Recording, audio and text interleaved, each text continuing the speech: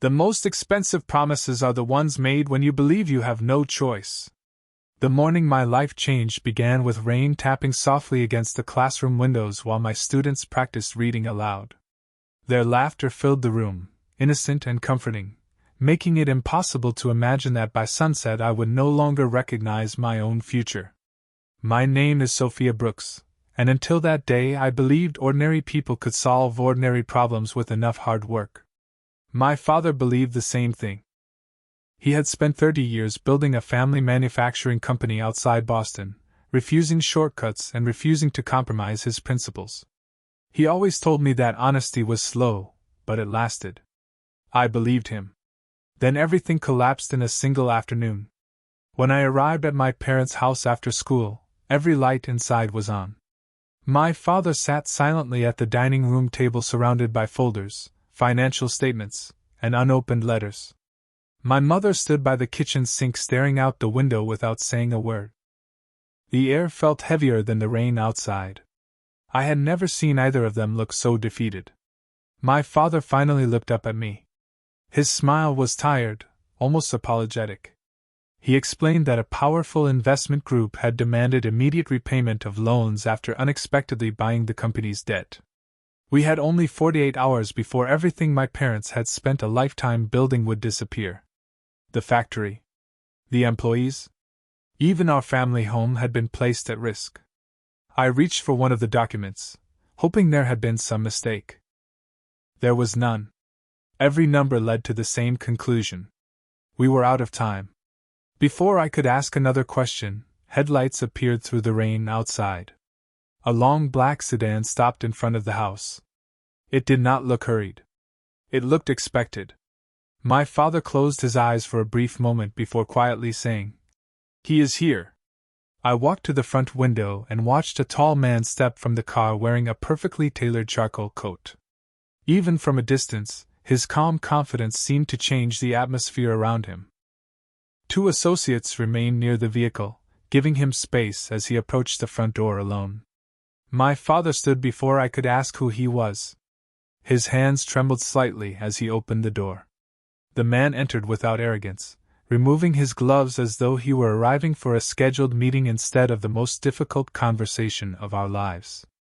His dark hair was neatly styled, his expression unreadable, his blue eyes calm and observant. I recognized him immediately. Damien Moretti. His name appeared often in business news, usually accompanied by stories about impossible negotiations and extraordinary influence. Rumors followed him everywhere, but facts were surprisingly difficult to find. He greeted my parents respectfully before his eyes settled on me for the first time. There was no hostility in his gaze. No judgment. Only quiet certainty. He reached into his coat and placed a sealed envelope on the dining room table. "Everything your family owes can disappear today," he said calmly. Hope rushed through me so quickly it almost hurt.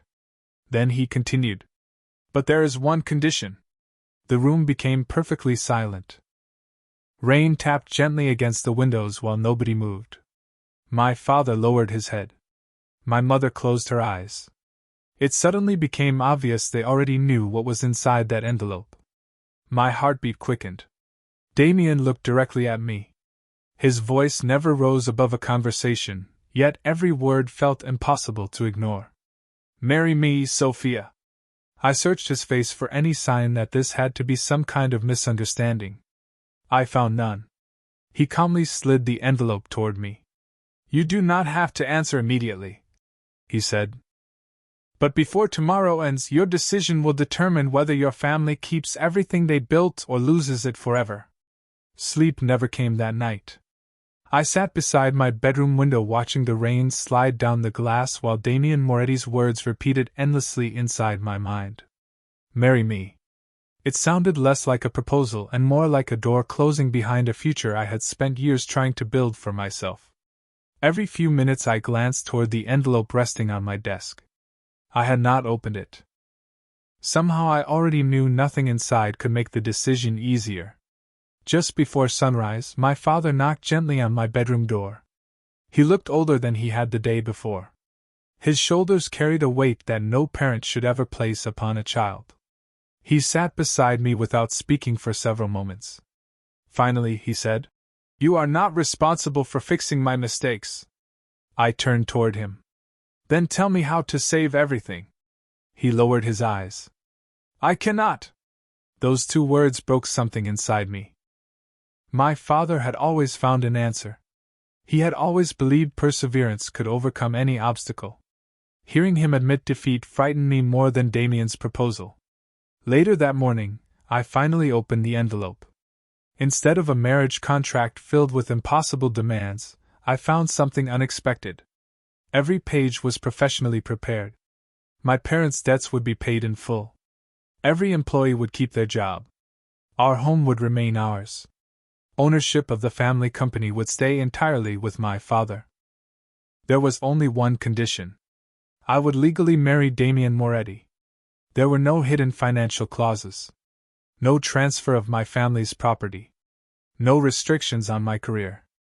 The simplicity of the agreement unsettled me more than anything else. Why would a man with endless resources want this marriage and nothing else? By noon, I had made my decision. Not because I wanted to. Because I could no longer watch my parents carry unbearable guilt. When Damien arrived exactly as promised, the rain had finally stopped.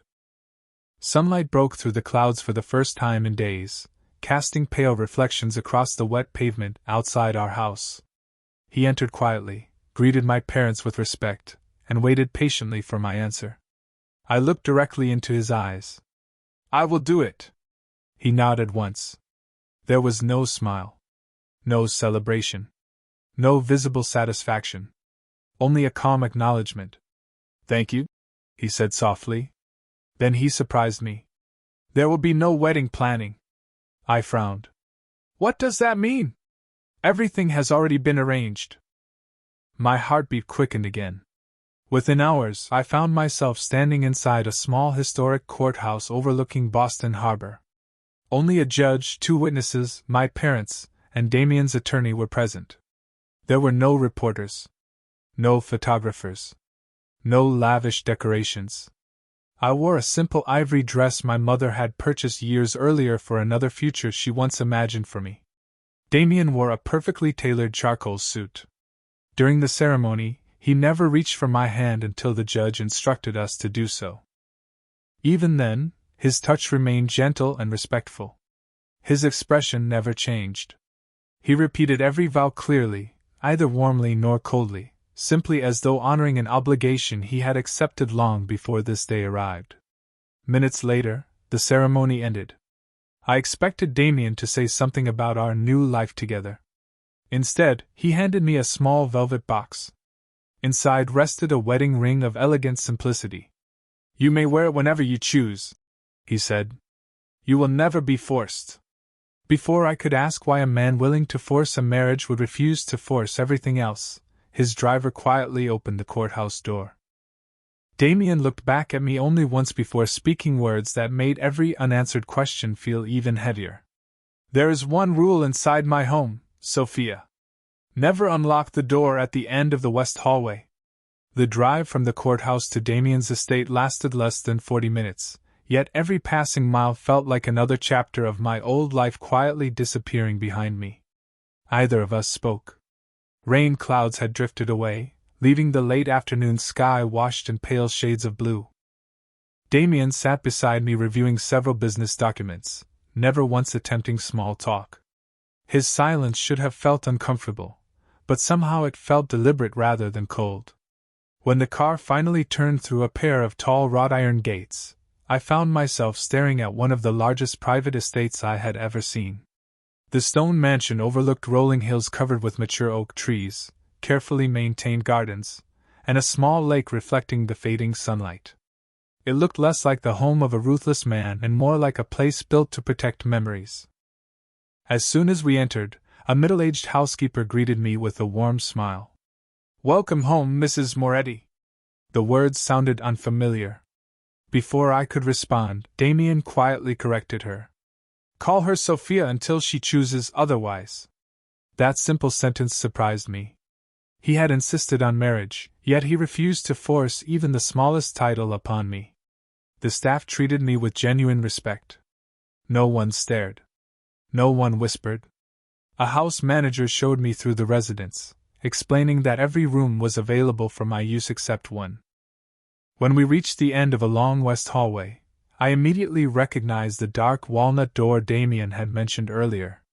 Unlike every other doorway, this one had no decorative artwork beside it. No family photographs. No flowers.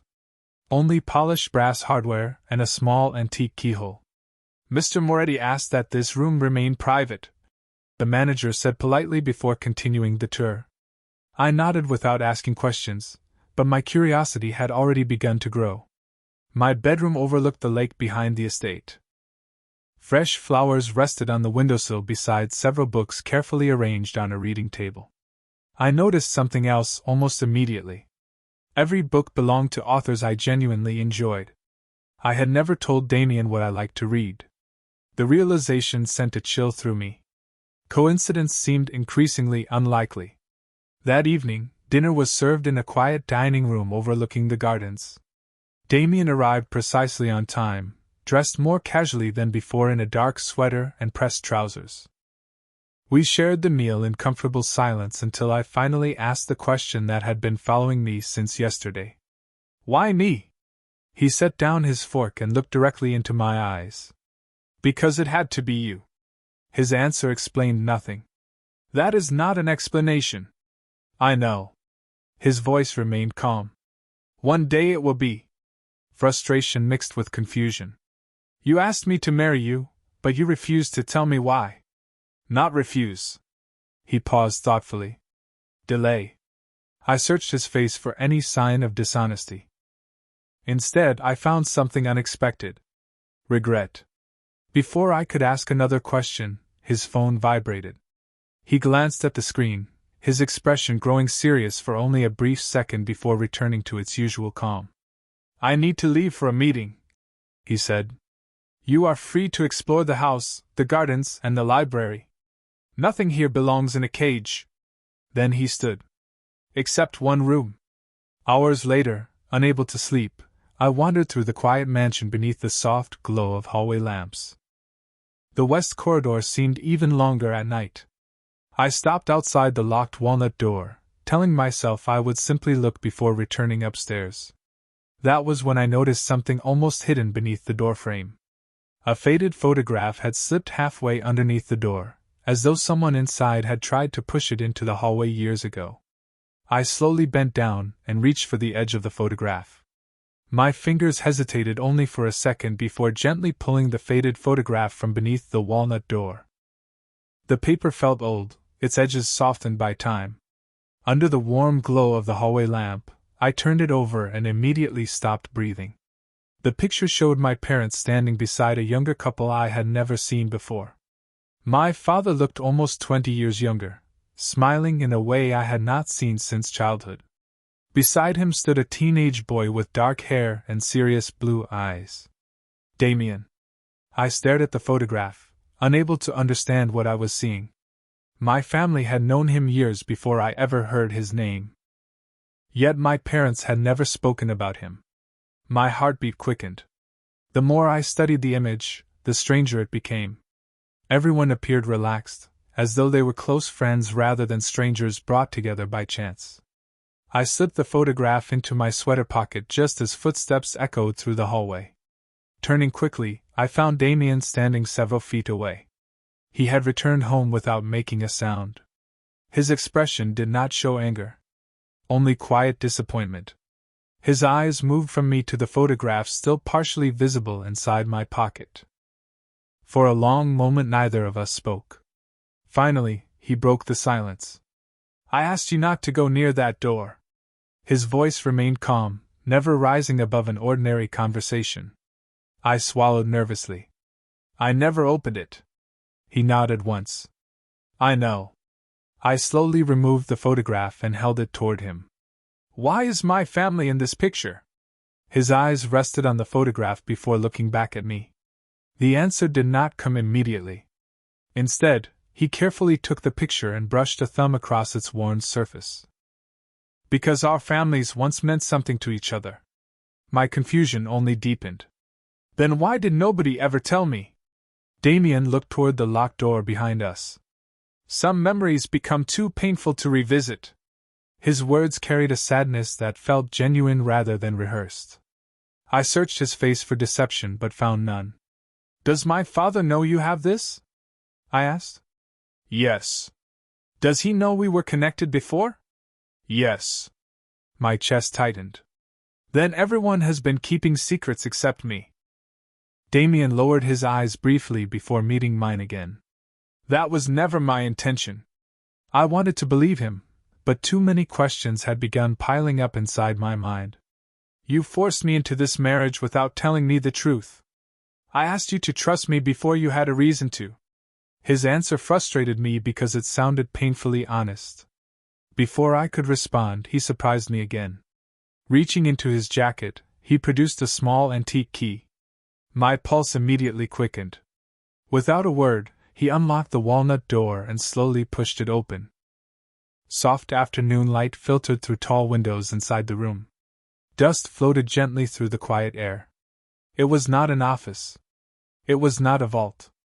It was a private library filled with photographs, journals, framed newspaper articles, and carefully preserved keepsakes. Every wall told the story of two families whose lives had once been deeply connected. Near the center of the room stood a large wooden table covered with albums and documents arranged with extraordinary care. I stepped forward almost without thinking. Then I saw something that made every question inside my heart suddenly feel much heavier.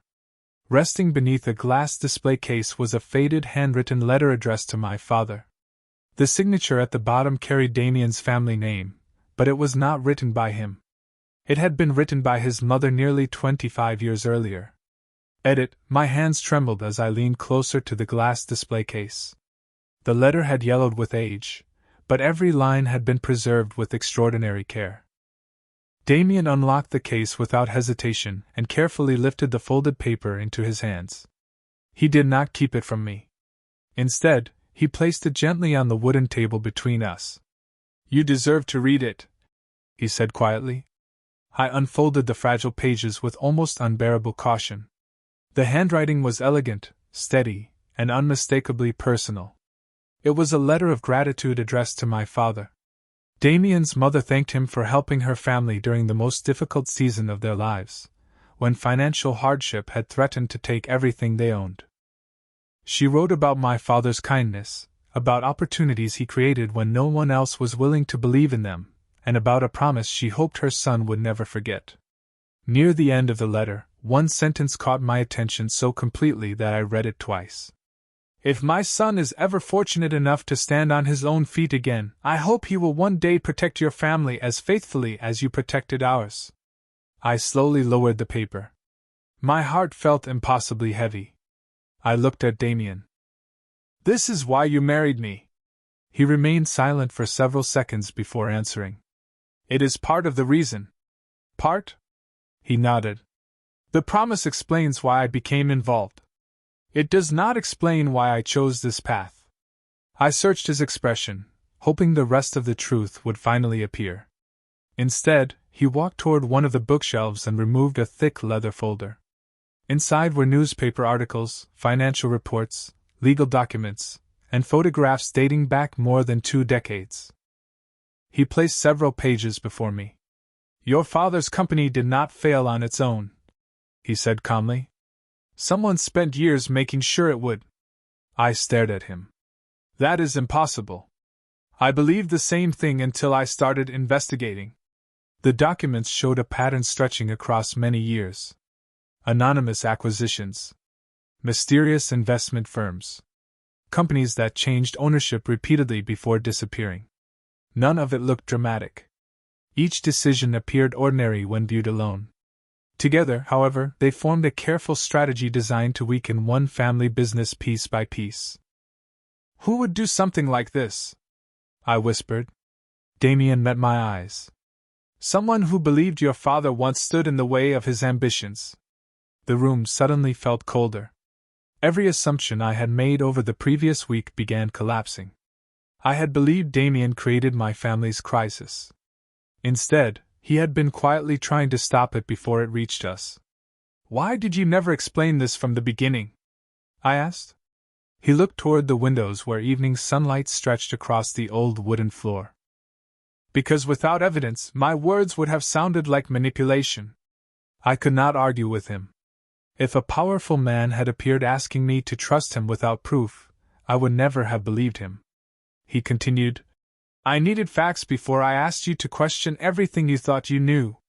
My thoughts raced back through every conversation since the day we met. His restraint. His distance. His refusal to demand affection. None of it matched the image I had created in my mind. He had asked for marriage. But he had never asked for my trust. He had waited for me to find it myself. Then he reached into the folder one final time and placed a single photograph beside the letter from his mother. It showed my father standing beside another businessman I had never seen before. The two men were shaking hands outside the factory more than 20 years earlier. Damien's voice remained calm, but I noticed sadness behind his eyes. "The man standing next to your father is the one who destroyed both of our families." The photograph remained in my hands long after Damien finished speaking. I studied the unfamiliar businessman standing beside my father, searching his face for something that explained 2 decades of quiet destruction. There was nothing remarkable about him. A confident smile. An expensive suit. A friendly handshake. He looked exactly like the kind of person my father would have trusted without hesitation. "Who is he?" I asked softly. Damien answered without looking away from the picture. "Richard Calloway." The name meant nothing to me, yet the weight in Damien's voice made it feel important. He walked toward another cabinet and removed a thin folder marked with a single date from more than 20 years earlier. He placed it beside the photograph. "Your father believed Richard was helping him expand the company. My mother believed Richard was helping our family recover financially. He made both families believe they were working toward the same future." I opened the folder slowly. Inside were copies of business agreements, handwritten notes, and newspaper clippings describing Richard as an admired entrepreneur known for bringing struggling companies back to life. Everything appeared respectable. Everything appeared ordinary. Damien rested both hands lightly on the table. "He never stole anything directly. He convinced good people to trust the wrong opportunities. Then he quietly positioned himself to benefit when those opportunities failed." I looked at him in disbelief. "My father never knew." Damien shook his head. "Not until it was too late." A deep sadness settled over the room. My father had spent his entire life believing he simply made unfortunate business decisions. He had carried guilt that did not truly belong to him. I thought about the sleepless nights I had watched him endure, the endless hours trying to rebuild, the quiet apologies he made to my mother whenever another setback arrived. Suddenly those memories felt different. They were not the story of failure. They were the story of a man who had been deceived by someone he trusted. "Why did Richard target your family too?" I asked. Damien smiled sadly. "Because my mother refused to sell him something he wanted." "What was it?" "Her integrity." His answer lingered in the quiet library. There was no bitterness in his voice. Only acceptance earned through many years of carrying painful truths. I slowly closed the folder. "So this marriage?" He nodded gently before I could finish. "It was never intended to trap you." He walked toward the large windows overlooking the lake. Evening sunlight shimmered across the water, turning the surface into gold. "When I learned Richard had quietly returned through new investment firms, I realized your father's company had become a target again. If I publicly stepped in as a business partner, Richard would disappear before we found proof. If I became legally connected to your family, I could protect everything without revealing the investigation." I stood completely still. Every assumption I had made since the proposal continued to fall apart. The marriage I believed had been built on control had actually been built on protection. Imperfect. Uncomfortable. But never selfish. "You should have trusted me with the truth," I whispered. Damien lowered his eyes. "Perhaps." After a long silence he reached into his inside pocket and placed a sealed envelope on the table between us. I prepared this before our wedding. I looked at the envelope without touching it. My name had been written across the front in his careful handwriting. What is it? I asked. His answer came quietly. Signed annulment papers. My heart stopped. If, after knowing the truth, you decide to leave, no one will stop you. Your family will keep everything I promised. Nothing will be taken back. I stared at the envelope, unable to speak. Then he added one sentence that changed everything I believed about the man standing before me. The only thing I ever wanted from you was the freedom to choose after you finally knew the truth. Sleep remained impossible after Damien placed the sealed envelope in front of me.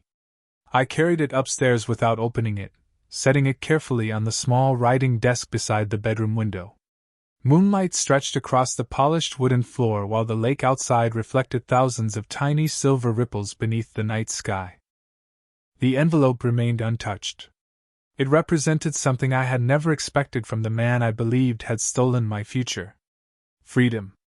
I sat beside the window until sunrise, replaying every conversation we had shared since the day he walked into my parents' house. The more I remembered, the more difficult it became to fit him into the image I had created. He had never raised his voice, never demanded affection, never controlled where I went, never questioned my phone calls with my parents. He had asked for marriage, yet every day afterward he had quietly protected my ability to remain myself. The contradiction refused to leave my mind. The following morning I visited my parents for the first time since the wedding. My father embraced me tightly the moment I stepped inside. His face looked lighter than it had in weeks. The burden that had weighed upon him seemed to have disappeared. During breakfast, I placed the old photograph and a copy of Damien's mother's letter on the table. My father's hands immediately froze. He recognized both before saying a single word. Tears slowly gathered in his eyes. I wondered if he would ever show you these, he whispered. My mother quietly reached for his hand while he stared at the faded paper. Everything he told me was true? I asked. My father nodded without hesitation. Every word. He took a slow breath before continuing. Damien's mother gave me my first opportunity when I was trying to start my own business. Years later, when her family faced hardship, I helped however I could. We never called it a debt. We called it friendship. He smiled sadly. Then Richard entered our lives. My father explained how Richard Calloway slowly separated two families that had once trusted one another completely. Small misunderstandings became larger ones. Promises were delayed. Meetings were cancelled. Business opportunities quietly disappeared. By the time either family realized what had happened, years had already been lost. Why did you never tell me? I asked softly. My father looked down at his coffee cup. Because I believed the past should remain there. I never imagined it would find you. On the drive back to the estate, I kept hearing one sentence inside my mind. The past should remain there. Yet the past had shaped everything about my present. When I arrived, Damien was waiting on the terrace overlooking the lake. He was reading through several reports before quietly setting them aside as I approached. Neither of us spoke immediately. The silence no longer felt uncomfortable. It felt honest. I reached into my bag and placed the sealed envelope containing the signed annulment papers on the small table between us. Damien looked at it but made no move to pick it up. Have you decided? He asked. I met his calm blue eyes. Not yet. He nodded once. Take all the time you need. There was no disappointment in his voice. No pressure. Only patience. I slowly pushed the envelope back toward him. I am not staying because of a contract anymore. His expression softened almost imperceptibly. Then why are you staying? I looked across the quiet lake where the afternoon sunlight shimmered against the water. Because for the first time since we met, I think I am beginning to understand the man I actually married. Damien remained silent for several seconds before giving the smallest smile I had ever seen on his face. Then his phone vibrated. He answered briefly before looking back toward me, the warmth disappearing from his expression. "Richard has made his next move," he said quietly. "And this time, he knows exactly where to find us." The warmth that had finally begun to settle between us disappeared with a single phone call. Damien slipped his phone into his pocket and looked across the quiet lake, his expression thoughtful rather than alarmed. He never rushed. He never allowed urgency to become panic. That calm steadiness, which once frustrated me, had slowly become something I admired. "What happened?" I asked. He turned toward me. "Richard has started buying shares through several companies connected to people who appear unrelated. On paper, everything looks ordinary. In reality, he is positioning himself to control your father's business again." My heart sank. "Can we stop him?" Damien nodded slowly. "I believe so. But it depends on whether we move before he expects us to." He invited me into the library where maps, financial reports, and carefully organized files covered the large wooden table. This time he did not hide anything from me. He explained every document with patience, answering every question I asked. For the first time since we met, I was no longer standing outside the truth. I was standing beside it. Hours passed as we reviewed years of records together. Patterns that once seemed meaningless suddenly became clear. Richard never attacked directly. He waited. He observed. He encouraged others to make choices that quietly benefited him. His greatest weapon had never been power. It had been patience. "He counts on people seeing only one piece at a time," Damien said quietly. "Very few step back far enough to see the entire picture." I realized he was not only describing Richard. He was describing my own journey. I had judged Damien by one impossible decision instead of everything that followed. Late that afternoon, my parents arrived at the estate after Damien invited them to review the evidence. My father carefully examined every document, occasionally removing his glasses to wipe away tears that refused to stay hidden. When he finally finished, he remained silent for a long time before looking directly at Damien. "I owe you an apology." Damien immediately shook his head. "No." My father continued anyway. "I believed you were asking my daughter to pay for my mistakes." Damien answered with complete sincerity. "Your kindness toward my family was never a mistake." The two men shook hands across the table. It was not the beginning of a friendship. It was the restoration of one interrupted decades earlier. Watching them, I felt something inside me become lighter. The bitterness that had surrounded our marriage from the beginning was quietly disappearing.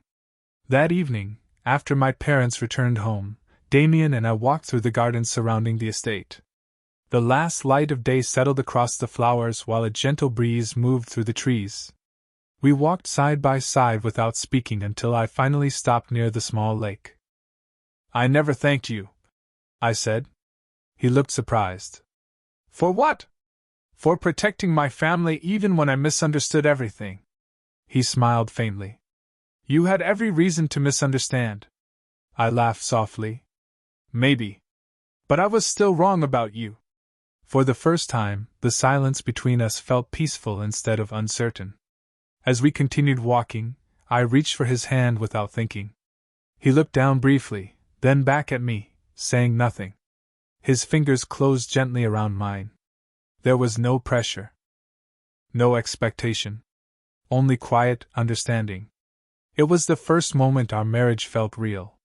Not because a judge had declared it. Because we had both chosen to take one small step toward each other. Just as we reached the front entrance of the estate, a courier arrived carrying a sealed package addressed to Damien. He opened it immediately. Inside was a single photograph of my parents standing outside their factory earlier that morning.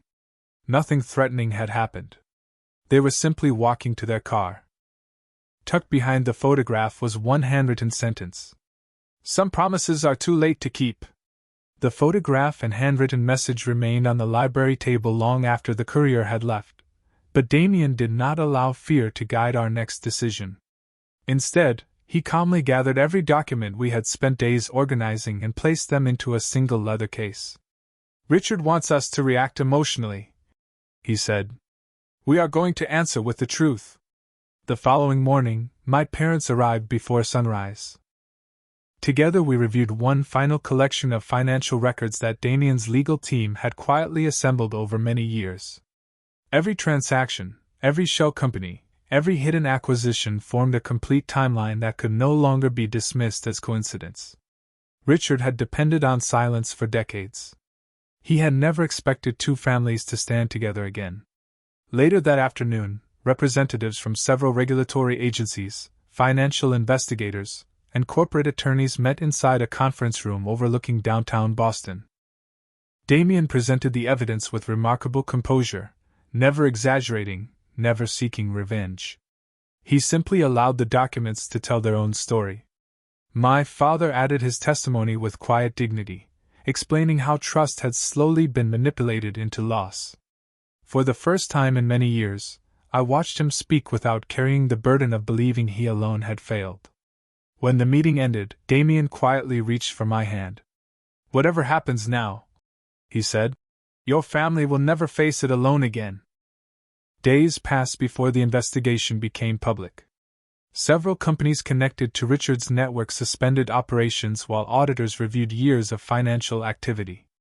Business journals began reporting on the discoveries, describing a pattern of deceptive corporate practices rather than isolated mistakes. My father received calls from former employees, longtime partners, and old friends who had never stopped believing in his character. One by one, the relationships Richard had quietly damaged began finding their way back. A week later, my parents invited Damien and me to the factory for a small gathering with the employees whose jobs had finally become secure again. There were no speeches prepared in advance. No cameras. No celebration designed for headlines. My father simply stood before everyone and thanked those who had remained loyal through difficult years. Then he turned toward Damien. "Some people rescue a business," he said. "Others restore a family." The room filled with gentle applause. Damien looked almost uncomfortable receiving recognition, but I noticed something I had never seen before. Relief. The promise his mother had written 25 years earlier had finally been fulfilled. Several months later, on a quiet autumn afternoon, Damien asked if I would drive with him to the small chapel overlooking the Atlantic coast where his parents had exchanged their vows many years earlier. The ocean breeze carried the scent of salt and pine, while waves rolled steadily against the rocky shoreline below. He stopped beneath the old wooden archway and removed a folded document from his coat. It was the signed annulment agreement he had given me weeks after our wedding. Without saying a word, he tore the papers in half before placing them into a nearby recycling bin. Then he looked at me with the same calm blue eyes that had once frightened me. "The contract ended the day you were free to choose," he said quietly. "Everything after that belongs only to us." Tears filled my eyes as I reached for the simple wedding ring that had rested safely inside its velvet box since the courthouse ceremony. This time I placed it on my own finger. Not because anyone asked me to. Because my heart had finally caught up with the truth. I smiled through my tears and slipped my hand into his. We stood together facing the endless ocean, knowing that love had never been the reason our marriage began, yet somehow it had become the reason it would last. I once believed the strongest people were those who could control every outcome. Damien taught me something far greater. Real strength is quietly protecting someone until they are finally free to choose you on their own.